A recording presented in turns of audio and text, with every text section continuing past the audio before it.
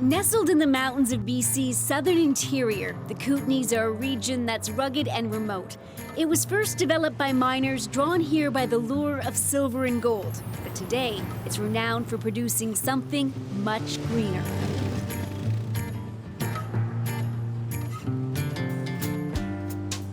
The idea is this is the Kootenays.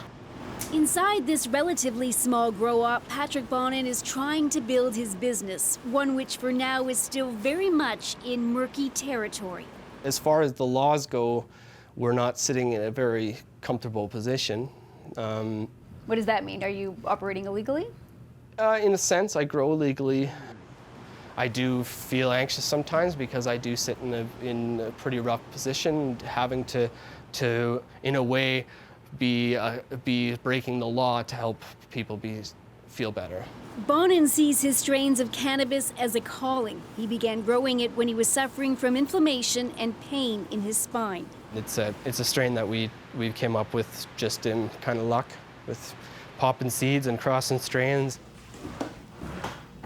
He uses it to make CBD oil, which many believe has wide-ranging health benefits.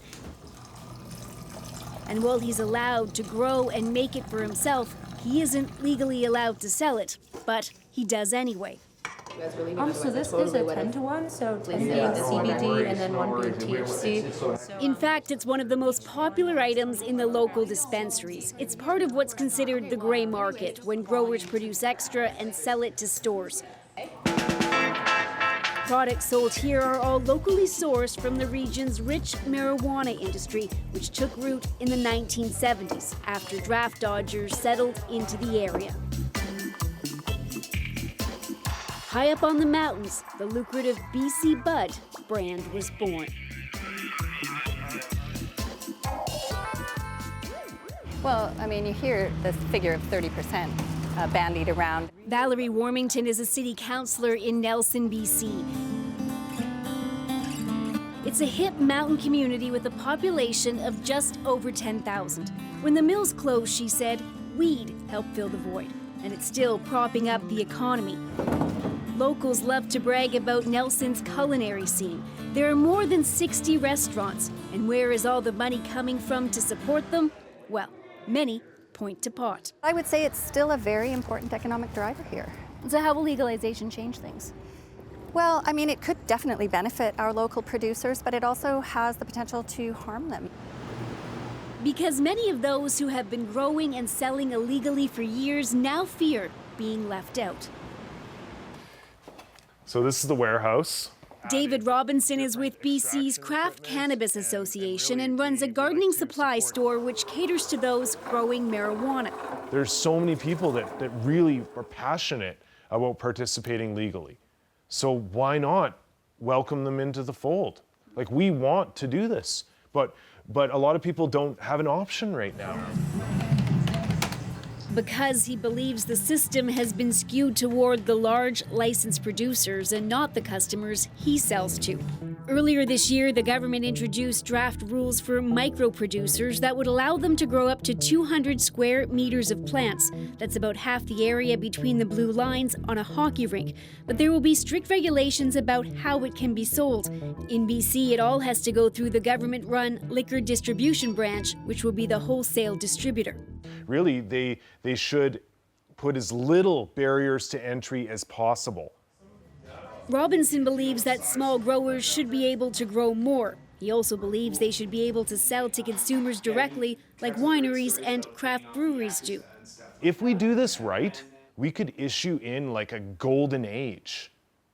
If we do it wrong, we're going to see some serious cash flow diverted from good, hardworking families to major corporations. About 70 kilometers to the north, tucked in a valley at the base of a mountain, lies a farm and an idea, which Todd Berry is hoping will include Kootenays growers in the new legal economy. If we want to keep the decision-making here and if we want to keep the profits locally, like they've stayed over time, we need to fund it and do it ourselves locally. Back up, bully, come on. Back up, back up, back up, back up, back up. Back up, back up, back up, back up. Very, who, in addition to cows, used to tend to his own cannabis crop, hopes to launch a co-op that will specialize in outdoor organic weed. The plan will allow people to grow their own plants, but the co-op model would make it much easier to process them and sell them legally. You've got to sell it, you've got to market it, and that is I think that's the main fear, that's the hard part. He says black market producers have never had to contend with regulation and oversight, and he believes that it's a hassle that many just don't want to deal with. Black market and gray market cannabis producers have gotten very good at whining. Government has been very receptive to whatever they want to tell them. I think even the consumers and the neighbors around here I think will question people who don't go legal now.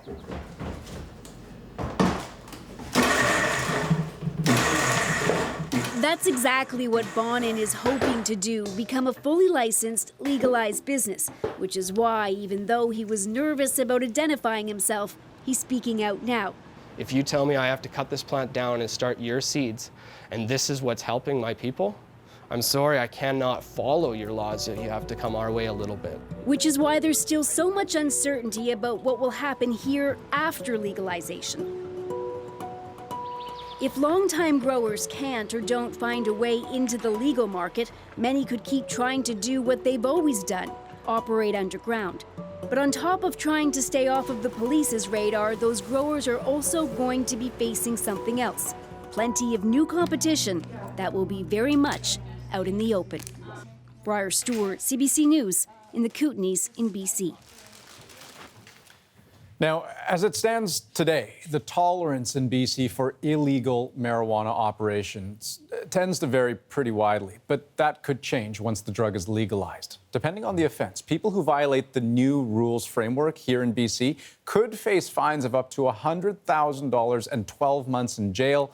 And in Ontario, fines could reach as high as $1 million with up to 2 years behind bars.